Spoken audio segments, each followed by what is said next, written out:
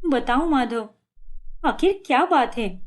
देखो पायल, मैं तुम्हें कई बार कह चुका हूँ कि तुम्हारी हिफाजत करना मेरा फर्ज है और मैं तुम्हें खोने से बहुत डरता हूँ पायल। तुमने अपने जीवन में पहले ही काफी तकलीफें झेल ली हैं और अब मैं तुम्हें और तकलीफ नहीं देना चाहता। हाँ पायल बेटा, माधव बिल्कुल सही कह रहा है। अब तुम ही देखो, जब तुम अपने मायके में थी तब भाई और भाभी के साथ रहते हुए कितने दुख में थी तुम। दिन भर बाहर काम पर जाती थी और फिर शाम में आने के बाद घर के सारे काम भी करती थी। तुम्हारे भाई भाभी तो तुम्हारी सारी कमाई हड़प भी लेते थे।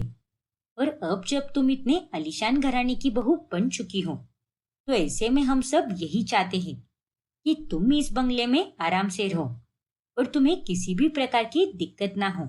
बस यही रहकर सुकून से जियो। और अगर तुम्हें मेरे मन के खिलाफ जाना है तो तुम बाहर जा सकती हो पायल। मेरी परवाह तो तुम्हें गलत लगती है ना? अरे नहीं माधव, ऐसी कोई बात नहीं है। मैं तो बस। रहने दो पायल, हम ही कुछ ज्यादा चिंता कर रहे थे। मैं अभी ड्राइवर को गाड़ी निकालने के लिए कहती हूँ, फिर हम तुम्हें हॉस्पिटल में ही एडमिट करेंगे। हमारी नजर के सामने नहीं रहना ना तुम्हें। तुम्हें तो बाहर ही जाना है, तो अब तुम्हारे मन का ही होगा। अरे नहीं माँ जी, ऐसी कोई बात नहीं है। और माधव, आप दोनों गलत समझ रहे हो। अरे हम कहाँ कुछ गलत समझ रहे हैं। गलत तो तुम समझ रही हो पायल, वो भी हमारे प्यार को। अरे नहीं बाबा, ऐसा कुछ भी नहीं है। अच्छा ठीक है, मैं मैं घर पर ही एडमिट होऊंगी। अब तो ठीक है ना? नहीं पायल, अब ये कहकर कोई फायदा नहीं। अब तो तुम हॉस्पिटल में ही एडमिट होगी। प्लीज हमारे कहने पर अपने मन को मत मारो। नहीं माधव, वाकई में मेरा मन भी वही चाहता है जो आप दोनों का मन चाहता है। मैं हॉस्पिटल नहीं जाना चाहती। अपने पति और परिवार के साथ रहकर मैं और जल्दी ठीक हो जाऊंगी। प्लीज माधव, मेरी बात समझिए। And I am really sorry. फिर पायल को घर पर ही एडमिट किया जाता है और घर वाले दिन रात उसके आसपास ही रहते हैं। फिर कुछ दिनों के बाद पायल एकदम ठीक हो जाती है और वो अपना एक नया सोशल मीडिया अकाउंट खोलती है जिस पर वो अपने शादी का फोटो पोस्ट करती है। और ये देखकर सबका बर्ताव अचानक से बदल जाता है। ये सब क्या है बहू? तुमने सोशल मीडिया पर पोस्ट क्यों किया है? जल्द से जल्द वो पोस्ट डिलीट करो और अपना सोशल मीडिया आईडी भी। लेकिन पापा जी, उसमें क्या होता है? बहुत कुछ होता है पायल। तुम सोशल मीडिया पर पोस्ट नहीं कर सकती। अरे पोस्ट तो क्या, तुम्हें तो सोशल मीडिया पर रहने की भी कोई जरूरत नहीं है पायल। लाओ इधर, मैं ही सब कुछ डिलीट कर देता हूँ और अब से तुम्हारा ये फोन मेरे पास ही रहेगा। माधव पायल के हाथ से फोटो छीन लेता है और उसके फोन से वो सब कुछ डिलीट कर देता है। ये तुम क्या कर रहे हो माधव? फोन के बिना मैं क्या करूंगी? अरे आजकल के जमाने में फोन कितना जरूरी होता है और ये बात तो तुम अच्छे से जानते हो। तो मेरा फोन तुमने क्यों लिया है? अरे लेकिन तुम्हें फोन की क्या जरूरत है? तुम कहीं बाहर जाती हो क्या? दिन भर तो तुम हम सब के साथ घर पर ही रहती हो और तुम्हारा ना तो कोई अपना है ना ही कोई दोस्त है, तो तुम्हें फोन रखने की क्या जरूरत है? अरे आजकल तो इसके कारण आंखें भी कितनी खराब हो रही हैं और मैं बिल्कुल नहीं चाहता कि फोन की वजह से तुम्हारी आंखें खराब हो जाए। ओफो माधव, ये तुम कैसी बातें कर रहे हो? और तुम तो ऐसे कह रहे हो कि मैं तो दिन रात बस फोन में ही घुसी रहती हूँ। थोड़ा समय फोन इस्तेमाल करने से किसी की भी आंखें खराब नहीं होती। नहीं पायल, वो चाहे कुछ भी हो, लेकिन तुम्हारे मामले में मैं कोई रिस्क नहीं ले सकता और ये फोटोज वगैरह पोस्ट करने से लोगों की बुरी नजर लग सकती है। और नहीं तो क्या, भगवान की कृपा दृष्टि से हमारा सब कुछ अच्छा ही तो हो रहा है। और ऐसे में लोगों की नजर लगकर सब कुछ एकदम बिगड़ सकता है। और इसीलिए अब से तुम फोन इस्तेमाल ही नहीं करोगी। पर माधव, अगर मैं फोन इस्तेमाल नहीं करूंगी, बाहर भी नहीं जाऊंगी, तो घर पर बोर होकर पागल हो जाऊंगी। अच्छा, तो इसका मतलब ये है कि तुम्हें हम सबसे बोरियत महसूस हो रही है। नहीं माँ जी, मेरे कहने का वो मतलब नहीं है। लेकिन तुम्हारी बातों से तो वैसा ही लग रहा है कि तुम हम सब से उब चुकी हो। देखो पायल, जब हम सब तुम्हारे आसपास हैं और दिन रात तुम इतने आलीशान से घर में रहती हो, तो तुम्हें ये फोन वगैरह इस्तेमाल करने की क्या जरूरत है? और नैन्सी भी तो बाहर जाती है, माची भी अपनी सहेलियों के साथ बाहर घूमने जाती हैं, और ये लोग भी तो सोशल मीडिया पर हैं। और अगर ये लोग अपनी नॉर्मल लाइफ जी सकते हैं, तो मैं क्यों नहीं जी सकती माधव? तुम तो ऐसे कह रही हो जैसे कि हमारे साथ रहकर एक अबनॉर्मल लाइफ जी रही हो। देखो पायल, तुम भी अच्छी तरह से जानती हो कि तुम्हारा अतीत कैसा रहा है। इसीलिए मैं और मेरा परिवार मिलकर फिर तुम्हें किसी मुसीबत में नहीं पड़ने दे सकते। इसीलिए तुम इन सब चीजों से दूर ही रहो। प्लीज पायल, जरा मेरी बात समझने की कोशिश तो करो। परिवार और माधव के कहने पर अब पायल बिना फोन के घर में ही रहती है, जिस कारण वो काफी बोर हो जाती हैं। और तभी पता नहीं क्यों, लेकिन गुजरते दिनों के साथ साथ मुझे यहाँ पर सबका बर्ताव बड़ा अजीब लगने लगा है। मैं जानती हूँ कि ये सभी लोग मुझसे बहुत प्यार करते हैं, मेरी इतनी चिंता भी करते हैं, लेकिन इतना ज्यादा प्यार और इतनी ज्यादा चिंता मुझे कभी कभी ठीक नहीं लगती। और उस पिंजरे से आजाद होने के बाद भी मुझे यहाँ पर आजादी महसूस ही नहीं हो रही। और यहाँ आकर तो मुझे ऐसा लग रहा है जैसे कि मैं यहाँ फिर से किसी बड़े पिंजरे में कैद हो चुकी हूँ। फिर ऐसे ही एक दिन जब वो अखबार में ऑनलाइन पढ़ाई के बारे में पढ़ती है, तभी देखो ना माधव, मैंने सिर्फ अपना ग्रेजुएशन किया है, लेकिन अब मैं अपना मास्टर्स भी करना चाहती हूँ। लेकिन भाई भाभी के होते हुए मैं अपनी पढ़ाई पूरी कर ही नहीं पाई। उन्होंने मुझे काम पर लगा दिया और पैसे लाने के लिए कह दिए, जिस कारण मेरी पढ़ाई अधूरी ही रह गई। लेकिन ये देखो, इस अखबार में ऑनलाइन स्टडी के बारे में आया है, तो क्या मैं ये कर लूं माधव? लेकिन पायल, प्लीज माधव, मुझे मास्टर्स कंप्लीट करना है अपना। देखो, मैं जानती हूँ कि तुम मुझे रोज बाहर कॉलेज में तो नहीं जाने दोगे, लेकिन घर में रहते हुए मैं ऑनलाइन कॉलेज तो अटेंड कर ही सकती हूँ ना।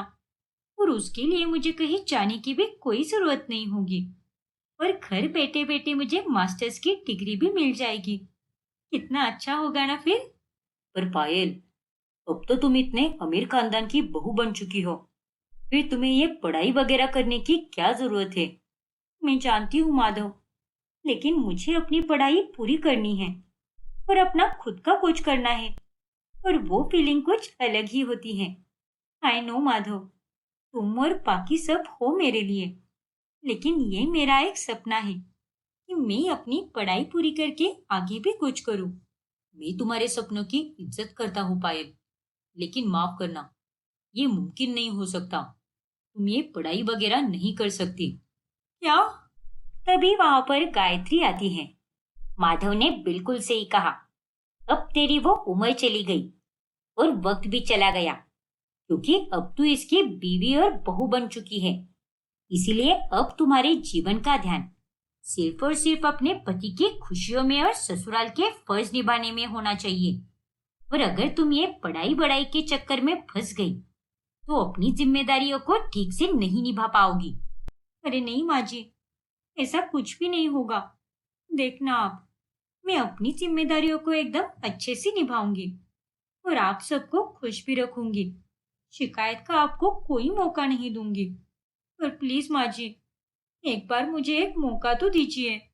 लेकिन पायल, अब जब तुम्हारे पास मैं हूँ, मेरा परिवार भी है, तो फिर तुम्हें ये पढ़ाई वगैरह करने की क्या जरूरत है? तुम्हारे लिए ये पढ़ाई वगैरह हम सबसे बढ़कर है क्या? पर माधव, जाने दो, जो करना है करो। अच्छा बाबा, ठीक है, जैसा तुम कहो मैं वैसा ही करूंगी। फिर एक बार माधव और उसकी परिवार की खुशी की खातिर पायल अपनी एक और इच्छा को मार देती है। फिर एक रोज जब वो गगन और गायत्री के कमरे के बाहर से गुजर रही होती है, तभी ये सब क्या है गायत्री? ये पायल के बारे में मैं क्या सुन रहा हूँ? अब उसे पढ़ाई लिखाई भी करनी है? नहीं जी, मैंने और माधव ने उसे समझा दिया है। और उसने भी अपने मन और फैसले को बदल दिया है। इसीलिए अब वो पढ़ाई नहीं करेगी। आप निश्चिंत रहिए।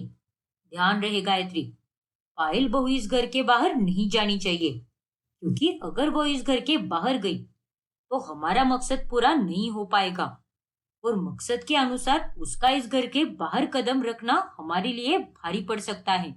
इसीलिए उसे इस सुनहरे पिंजरे में ही कैद रखो और इसकी सारी जिम्मेदारी तुम्हारी है। हाँ गगन जी, मैं समझ रही हूँ आपकी बात। आपको कहा ना मैंने, आप एकदम निश्चिंत रहिए। चिड़िया हमारे पिंजरे में ही रहेगी, क्योंकि मैं उसे उड़ान भरने ही नहीं दूंगी और ऐसे में हमारा मकसद पूरा होकर ही रहेगा। फिर ठीक है। सास ससुर की ये बातें सुनकर पायल एकदम हक्का बक्का रह जाती है। आखिर माँ जी और पापा जी किस बारे में बात कर रहे थे? और इनकी बातों से तो यह साफ होता है कि इन सब ने जानबूझकर मुझे आज तक इस घर के बाहर नहीं जाने दिया है। लेकिन क्यों? और ये कौन सा मकसद पूरा करने की बात हो रही थी? नहीं नहीं, मुझे पता लगाना होगा कि आखिर ये लोग क्या चाहते हैं मुझसे। और पायल दिन रात डर डर कर रहती है। फिर ऐसे ही एक रात वो देखती है कि माधव धीरे से उठकर कमरे के बाहर जा रहा है। इतनी रात को माधव बाहर कहाँ गया है? मुझे इसका पीछा करना चाहिए। फिर पायल भी कमरे के बाहर आती है और देखती है कि गायत्री और गगन भी तैयार हुए हैं और वो तीनों कार में सवार होकर कहीं बाहर जा रहे हैं। रात के 2 बज रहे हैं और ये तीनों इतना तैयार होकर कहाँ जा रहे हैं? मुझे इनके पीछे जाना होगा, लेकिन मैं कैसे जाऊँ बाहर? अरे वाह, वहां गेट के बाहर तो एक पुरानी साइकिल पड़ी है। मैं उसी पर सवार होकर जाती हूँ। वो तो अच्छा है कि सारे नौकर चाकर सोए हुए हैं, तो मुझे बाहर जाते हुए कोई नहीं देखेगा। फिर पायल साइकिल पर सवार होकर उन तीनों का पीछा करती है और वो एक गुफा तक पहुंचती है, जहाँ पर वो उन तीनों को एक बाबा से मिलते हुए देखकर हैरान हो जाती है। बहुत खूब, तुम लोगों को इसी तरह उस लड़की को घर के बाहर नहीं जाने देना है। फिर शादी के 6 महीने होते ही हम उस लड़की की बलि चढ़ा देंगे, जिसके चलते तुम सभी लोग वापस अमीर बन जाओगे। आपका बहुत बहुत धन्यवाद बाबा। बेचारी पायल, वो तो ये बात जानती भी नहीं कि मैंने ये एक चाल चली है। पहले मैंने उसे प्यार में फंसाया, फिर शादी करके घर में कैद कर लिया, और अब जब 6 महीने पूरे हो जाएंगे फिर हम उसकी बलि चढ़ाएंगे और फिर हम सबका मकसद पूरा होगा और हमारा परिवार दुनिया का सबसे अमीर परिवार कहलाएगा। सच का पर्दाफाश होने पर पायल के पैरों तले जमीन खिसक जाती है। मुझे तो विश्वास ही नहीं हो रहा कि जिस आदमी पर मैंने इतना भरोसा किया, उसने मेरे साथ इतना बड़ा छल किया। आज तक मैं ऐसे दिमागी तौर पर बीमार लोगों के साथ रह रही थी, जो पूरी तरह अंधविश्वास में दबे हुए हैं। लेकिन अगर मैं इनके साथ और रही तो ये लोग तो मुझे मार ही देंगे। नहीं नहीं, ऐसे लोगों की सोच एक बार खराब हो गई तो हो गई। ये लोग कभी ठीक नहीं हो पाएंगे।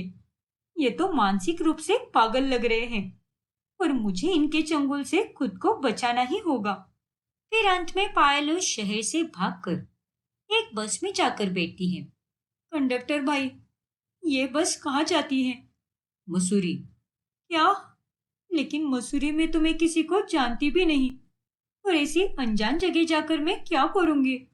बिटिया रानी, कभी कभी अनजान शहर में ही नई शुरुआत का रास्ता बन जाता है। शायद आप सही कह रही हो दादी जी। बस बहुत हुआ अब।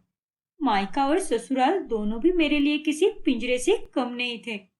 लेकिन अब मैं अपने जीवन की एक नए सिरे से शुरुआत करूंगी, वो भी एक नई जगह पर। और अब मैं खुद से वादा करती हूँ कि मैं अपने आप को आज के बाद किसी भी पिंजरे में कैद होने ही नहीं दूंगी, फिर चाहे कुछ भी हो जाए। सभी घरवाले पायल को ढूंढ ढूंढ कर थक जाते हैं और थक कर वो हार मान लेते हैं। वही दूसरी तरफ मसूरी में पायल आजाद होकर अपने जीवन की एक नई शुरुआत करती है। काजल और मालती दोनों रसोई की तरफ दौड़ती है और देखती है कि रसोई की खिड़की से अंदर बंदर आया है और उसके कारण सारे बर्तन इधर उधर गिर पड़े हैं। हे भगवान, ये बंदर यहाँ पर कैसे आया? अरे इसका मतलब वो खबर सही थी। हमारे मोहल्ले में वाकई में बंदर घूमने लगे हैं। हे बंदरिया, मेरा मतलब बिजली, इस बंदर को अभी के अभी बाहर निकाल, जल्दी कर, इससे पहले कि ये बाकी के बर्तन गिराकर हमारा और नुकसान कर दे। हाँ मैडम, अभी निकालती है मैं इसे। फिर बिजली उस बंदर को वहां से भगा देती है। फिर ऐसे ही एक दिन, मैडम, जरा चक्कर बताओ तो, कैसी बनी है ये दाल? मालती उस दाल को चखकर बहुत खुश होती है। वाह, क्या कमाल की बनी है ये दाल। अरे मैंने तो इतनी स्वादिष्ट दाल आज तक कभी नहीं पी। धन्यवाद मैडम। सच कहूँ गुनगुन, तो तेरे हाथ का खाना मुझे उस चंपा के हाथ से भी ज्यादा अच्छा लगता है। तू ऐसे ही दिल से खाना बनाया कर। अब तू तो हमारे घर के सदस्य जैसी ही है। जी मैडम, जरूर बनाएगी मैं। बाकी सास तो अपनी बहुओं के बना हाथ का खाना खाती है, लेकिन एक मेरी बहू है, उसे तो ढंग से चाय तक बनानी नहीं आती।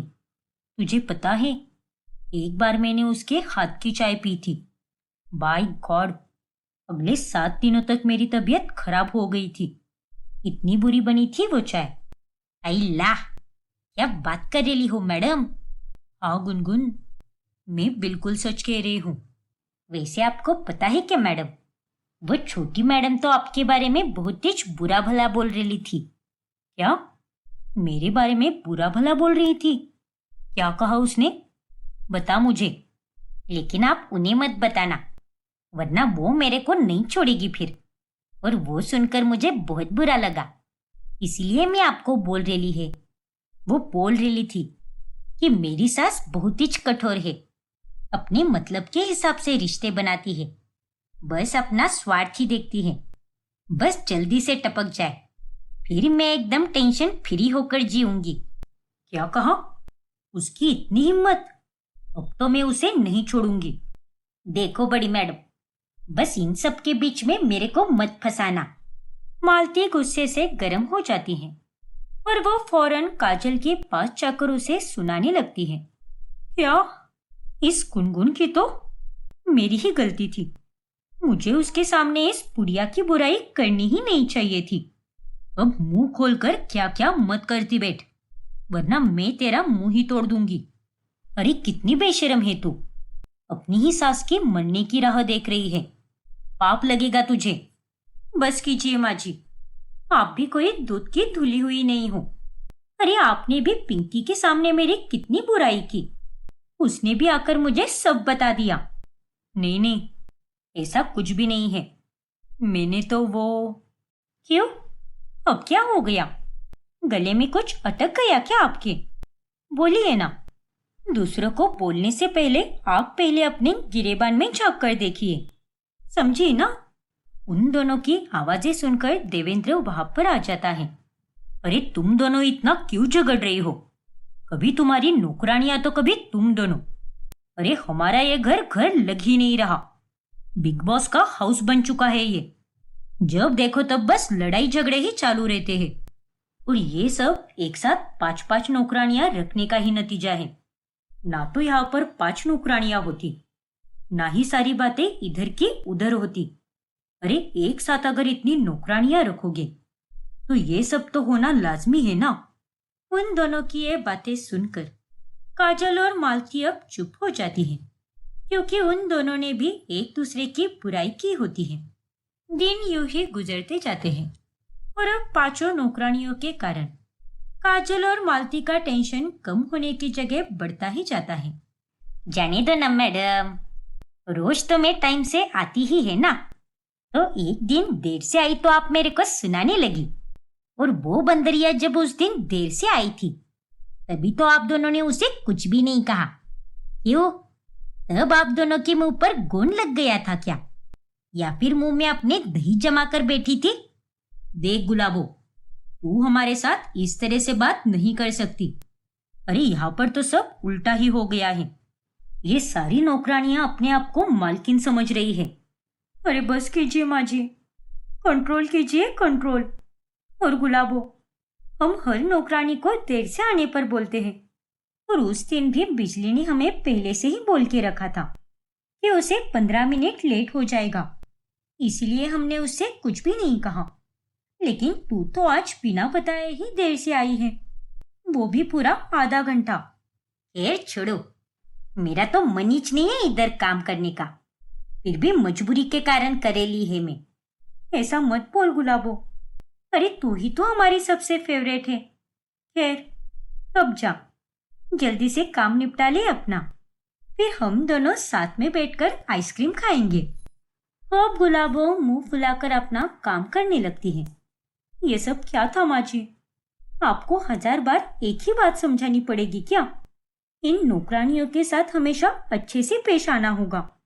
ये जैसा कहेगी हमें वैसा ही करना होगा, वरना ये लोग अगर काम छोड़कर चली गई तो सारे काम हमें करने पड़ेंगे। अरे हर बार यही सोचकर मैं सब कुछ नजरअंदाज करती हूँ, लेकिन कभी कभी पानी सर के ऊपर चले जाता है काजल।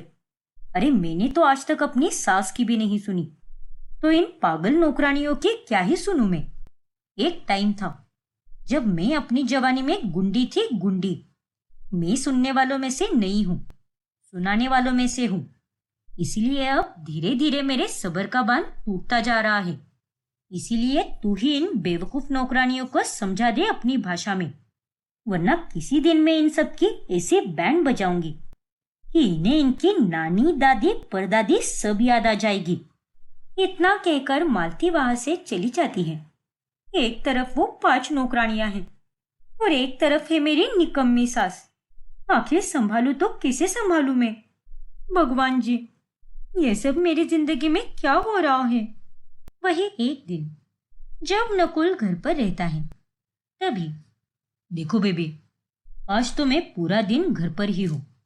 हाँ तो मैं ये कह रहा था कि नहीं, रोमांस वगैरह करने के बारे में बिल्कुल भी मत सोचना, क्योंकि इसके लिए मेरे पास कोई टाइम नहीं है। अरे आज तो मुझे सारी नौकरानियों से काम अच्छे से करवा कर लेना है।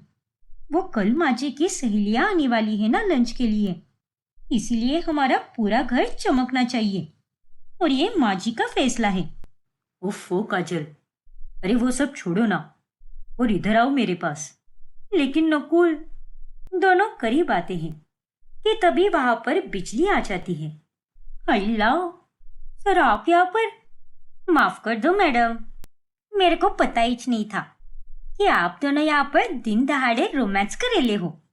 चुप बैठो बिजली।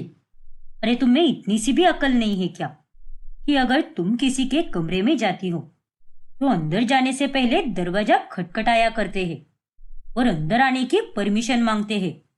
हाँ सर, जानती है मैं, माफ कर दियो, इस बार ही ऐसा हुआ, लेकिन अगली बार से मैं पक्का ध्यान रखेगी, देवा शपथ। अरे अब क्या खड़े खड़े हमारा मुंह ही देखने वाली हो क्या? चलो जाओ यहाँ से, फिर बाद में बुलाऊंगी तब आना अंदर, बेवकूफ कही की। ठीक है मैडम। फिर बिजली वहां से चली जाती है।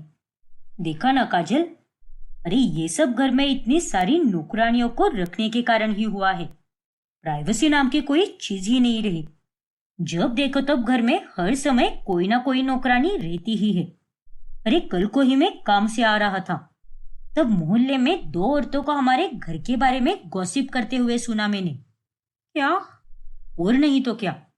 अरे ये सारी नौकरानियां हमारे घर पर क्या क्या चलता है ये सब देखती हैं और फिर सारी खबर इधर की उधर फैला देती है। देखो काजल, तुम्हें कोई एक ही नौकरानी ढूंढनी चाहिए थी जो हर काम अच्छे से करे और ज्यादा नखरे भी ना करे। अगर उस चंपा को काम करना ही नहीं था तो सीधे सीधे तुम उसे निकाल देते ना। उसकी जगह पर कोई और आ जाती जो पूरे दिन का सारा काम करती। अरे बाबा, बहुत ढूंढा हमने, लेकिन ऐसी कोई नौकरानी नहीं मिली। और तुम नहीं समझ पा रहे नकुल कि एक नौकरानी ढूंढना कितना मुश्किल होता है। अरे एक बार को तो रेगिस्तान में पानी भी मिल जाए, लेकिन नौकरानी इतनी आसानी से नहीं मिलती, वो भी आजकल के जमाने में जहाँ पर नौकरानियों का रेट आसमान छू रहा है। अरे तुम और माँ पैसों के बारे में इतना क्यों सोचती हो? जो पैसे तुम अभी 5 नौकरानियों को दे रही हो वही पैसे किसी एक नौकरानी को दे दो ना। ज्यादा से ज्यादा क्या होगा, वो नौकरानी 2 से 5 हजार ज्यादा लेगी, लेकिन घर में इतनी टेंशन तो नहीं होगी ना। छोड़ो नकुल, तुम नहीं समझ पाओगे, इसीलिए इन सब के बीच में तुम पड़ो ही मत। बस माँ और तुम्हें यही कहने आता है। कहती हो कि तुम दोनों सब कुछ संभाल सकती हो, लेकिन सब दिख रहा है कि कितने अच्छे से संभाल रही हो तुम अपनी घर गृहस्थी। खैर, जाओ मेरे लिए कॉफी लेकर आओ, तब तक मैं कोई मूवी लगा लेता हूँ। अब वही करना होगा, घर में प्राइवेसी बची ही कहाँ पर है, जो आदमी दरवाजा बंद करके भी कुछ देर के लिए क्वालिटी टाइम स्पेंड नहीं कर सकता। फिर एक दिन जब घर में मेहमान खाना खाने आते हैं, तभी गुनगुन को बहुत लेट हो जाता है। अरे मैडम जी, और कितनी रोटियां बनानी है? मुझे देर हो रही है। अभी मेरे को रीना मैडम के घर पर भी तो जाना है और वहां पे भी जाके खाना बनाना है। अरे हाँ बाबा, बस थोड़ी ही देर और, फिर चली जाना उसके पास। क्या मैडम जी, थोड़ी देर बोल बोल कर आपने मेरे से पूरा 1 घंटा एक्स्ट्रा का काम करवाया है आज, इसीलिए आपको मेरे को एक्स्ट्रा का पैसा देना होगा। बाकी मैं कुछ नहीं जानती। अब ये क्या भला बात हुई? अब तुझे हम यहीं से खाना दे रहे हैं ना, तो तुझे अपने घर जाकर वापस खाना बनाने की कोई जरूरत नहीं होगी। अरे आज तक तो हम तुझे इतना समझ कर लेते आए हैं, इतने अच्छे से पेश आते हैं तेरे साथ, लेकिन एक तू है जो हमें ऐसे वक्त पर अपना असली चेहरा दिखा रही है। देखो मैडम, आपको जो समझना है समझ लो, मेरे को तो बस अपना एक्स्ट्रा का पैसा चाहिए। मैं अपने काम के टाइम से 1 मिनट का भी एक्स्ट्रा का काम नहीं कर सकती है, और मेरी ड्यूटी 8 से 10 के बीच रीना मैडम की यहाँ पर होती है। अभी देखो, इधर ही मेरे को 8:30 बज गए हैं, तो रीना मैडम के घर पर सारा काम निपटाते निपटाते मेरे को 10:30 11 बज जाएंगे। अच्छा ठीक है गुनगुन, कोई बात नहीं, ये आखिरी की 2 रोटियां बना दे, फिर चली जाना उनके घर पर। तुझे पता है काजल, अरे वो चारों तो वैसी ही हैं, लेकिन अब ये शांत रहने वाली गुनगुन भी अपनी औकात दिखा रही है। कितनी चिक चिक कर रही है ये। अरे हम क्या इसे रोज रोज एक्स्ट्रा का काम करवाते हैं क्या? और तो और मैंने तो इसे इतना भी कहा कि अपने घर वालों के लिए भी खाना यहीं से लेकर जा, लेकिन उसके बावजूद भी ये मेरे साथ कितने अकड़ से बात कर रही है। जाने दीजिए ना माँ जी, पहली बार समझकर माफ कर दीजिए। अगर इसमें बाद में ऐसा कुछ किया तो मैं ही इसे देख लूंगी। अब चलिए, बाहर सारे मेहमान अकेले बैठे हैं, क्या सोचेंगे वो लोग हमारे बारे में कि उन्हें अकेला छोड़कर हम अंदर चले आ गए। हाँ काजल, चल जल्दी। फिर अगले दिन सुबह सवेरे चंपा के हाथ से महंगा वाला कांच का कप से टूट जाता है, जिसके लिए मालती उसे बहुत सुनाती है। ये सब क्या है चंपा? अरे ध्यान कहाँ पर रहता है तेरा, जो तूने सारे के सारे कप तोड़ दिए, और ये कप सेट तो हमारे सारे कप सेट में से बहुत महंगा वाला था। अंधी हो गई है क्या? माफ कर दियो बड़ी मैडम, सच में गलती से छूट गया मेरे हाथ से, वरना इतने सालों में कभी ऐसा कोई कांड किया है क्या मैंने? अरे तेरे ही कांड के कारण हमें ये सब झेलना पड़ रहा है, ना तो तू पूरे टाइम का काम छोड़कर ये सुबह आने का फैसला लेती, और ना ही हमें एक के बाद एक सारी नौकरानियां लगवानी पड़ती। देखो मैडम, फालतू में सुबह सुबह आप मेरे ऊपर मत चिल्लाओ। अरे मैं अकेली क्या क्या करती, ऊपर से आप लोगों को सारा काम एकदम टाइम टू टाइम चाहिए रहता है। अरे आपने मेरे को क्या येड़ी बेड़ी समझ के रखा है क्या? जो कुछ भी आप बोलोगे मैं वो सब सुन के लेगी क्या? अगर ऐसा ही नाटक चलता रहा तो मैं यहाँ पर काम ही नहीं करेगी, और ना ही उन बाकी की चारों को करने देगी। क्या? हाँ, अरे हम सभी नौकरानियों का गैंग रहता है।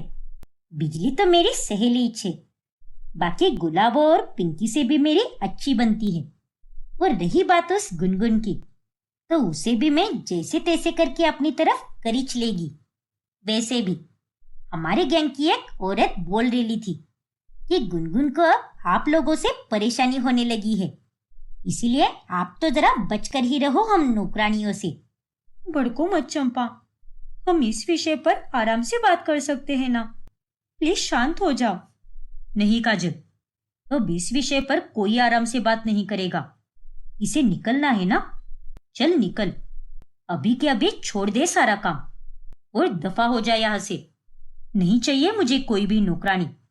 जा, सारी नौकरानियों को अपने साथ ही लेकर जा तू। क्या? अरे माँ जी, अपने गुस्से पर जरा काबू रखिए। अरे तेल लेने गया काबू। नहीं चाहिए मुझे कोई भी नौकरानी। चल निकल चंपा, वरना मैं ही तुझे धक्के मारकर निकाल दूंगी अभी।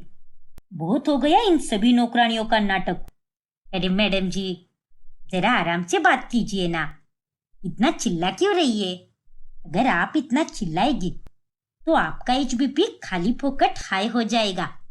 मैं तो बस ऐसे ही बोल रही थी। अब मैं थोड़ी ना सच में जाने वाली है यहाँ से।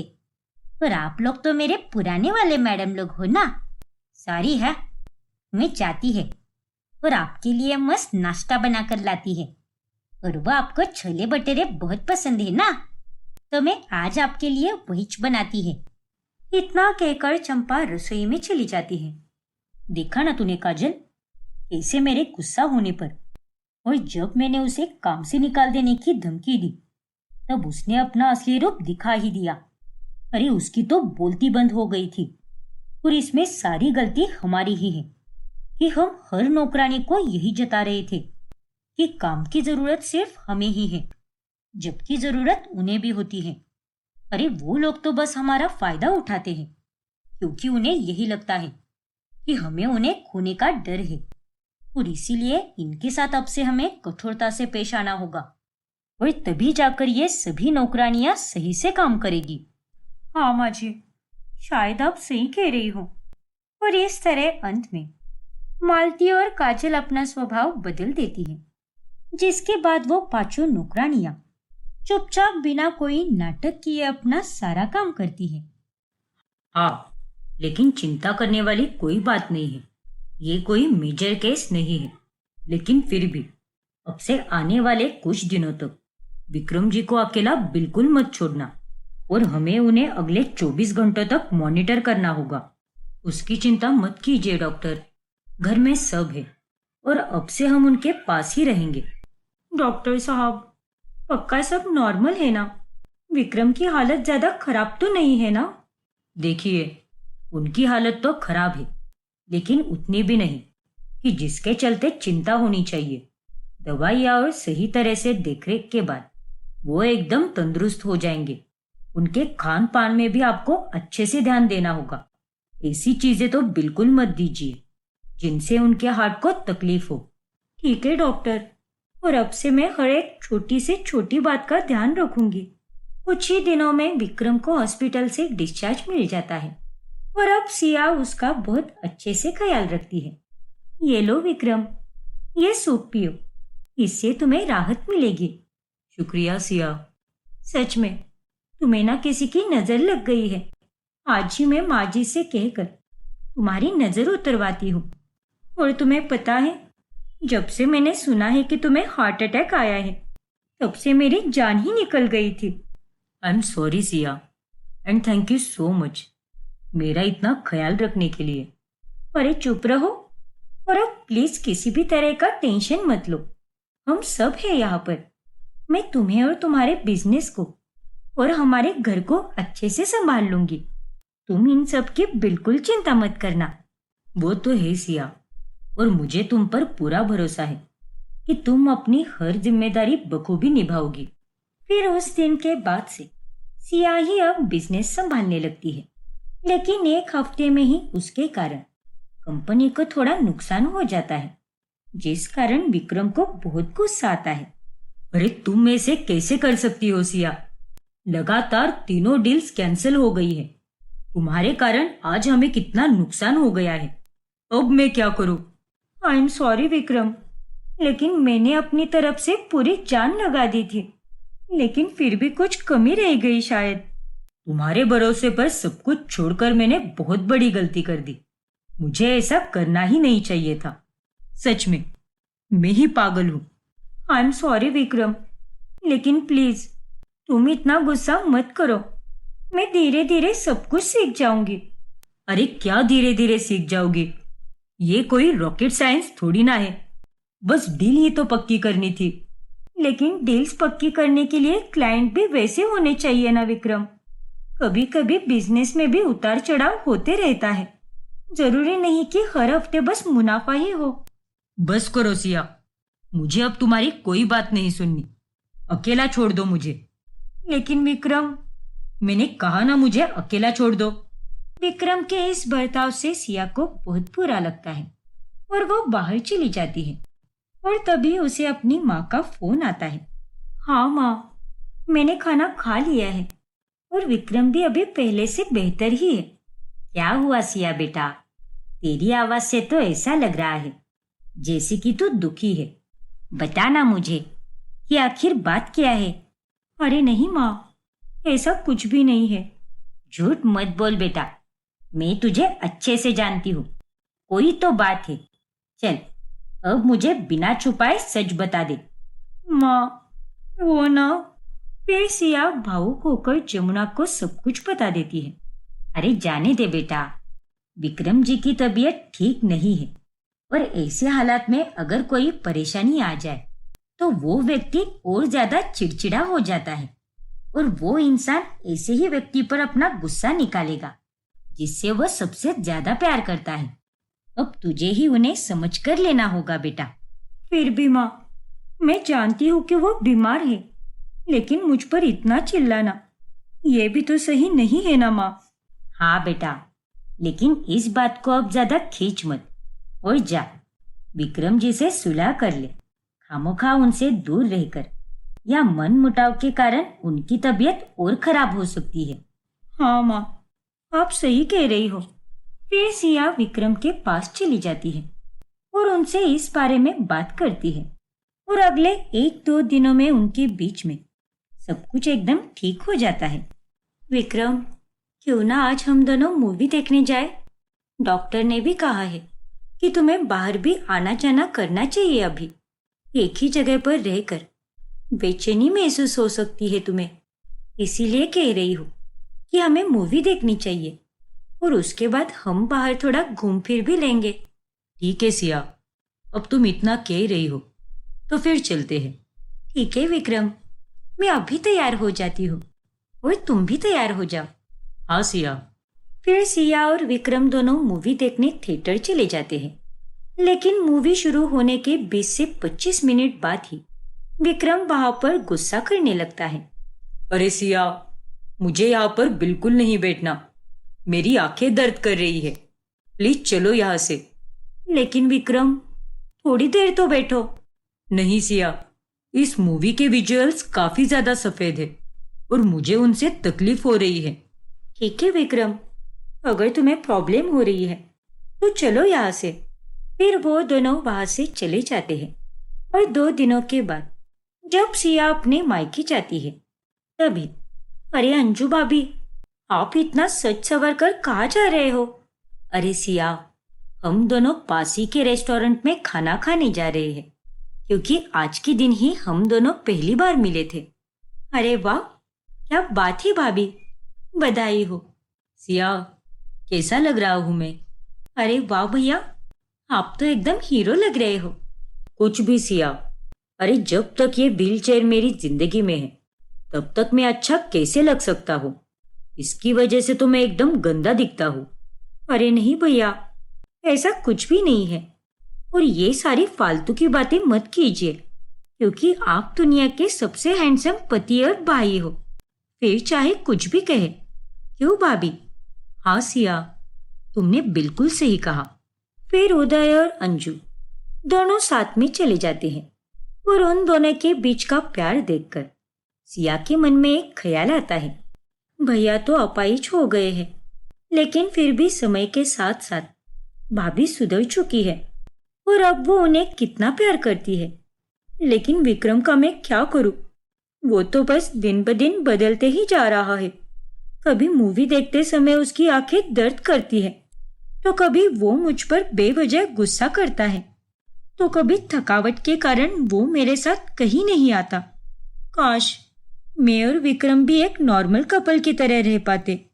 ऐसे ही दिन गुजरते हैं और गुजरते दिनों के साथ साथ विक्रम भी अब पूरी तरह ठीक हो जाता है। फिर एक दिन सिया ऑफिस में कहीं नहीं दिख रही। लगता है कैंटीन में मेरा इंतजार कर रही होगी। हाँ, वो पक्का वही होगी। फिर विक्रम जब कैंटीन पहुंचता है तभी वहां पर सिया रौनक नाम के एक एम्प्लॉय के साथ खाना खाते हुए बात कर रही होती है। तुम बहुत मजाक करते हो यार, और तुम्हारे साथ बात करके मुझे बहुत अच्छा लगता है। ऐसी बात है क्या? अच्छा, बाय द वे, खाना बहुत ही स्वादिष्ट है, मानना पड़ेगा। इतनी अमीर होने के बाद भी आप खुद अपने हाथों से खाना बनाती हो। हाँ, क्योंकि मेरे पति और ससुराल वालों को मेरे हाथ का खाना ही पसंद आता है, इसीलिए सारा खाना मैं ही बनाती हूँ। अरे वाह! वैसे आज मैं और मेरी सहेली मूवी देखने जाने वाले थे, लेकिन अब उसे अचानक से कहीं जाना पड़ रहा है। तो अगर आपको कोई एतराज ना हो और आप फ्री हो तो क्यों ना हम दोनों साथ में मूवी देखने जाए। अरे वाह, क्यों नहीं, चलते हैं ना। वैसे भी आज मेरी सारी मीटिंग 5 बजे ही खत्म हो जाएगी और उसके बाद तो मैं फ्री ही हूँ। तुम 6 बजे लॉग आउट कर देना। यहाँ से हम दोनों सीधे थिएटर में ही मिलेंगे। Okay, done. रौनक और सिया के बीच में इतनी अच्छी दोस्ती देखकर विक्रम को अब बहुत गुस्सा आता है और वो बिना कुछ कहे वहां से निकल जाता है और सिया 6 बजे रौनक के साथ मूवी देखने चली जाती है। फिर रात में, विक्रम, मैंने तुम्हारे लिए ये नया कॉफी मग लाया है। तुम्हें ऐसा ही मग चाहिए था ना? और ये देखो, ये नए शूज भी लाए हैं। थोड़े महंगे हैं लेकिन तुम पर बहुत जचेंगे।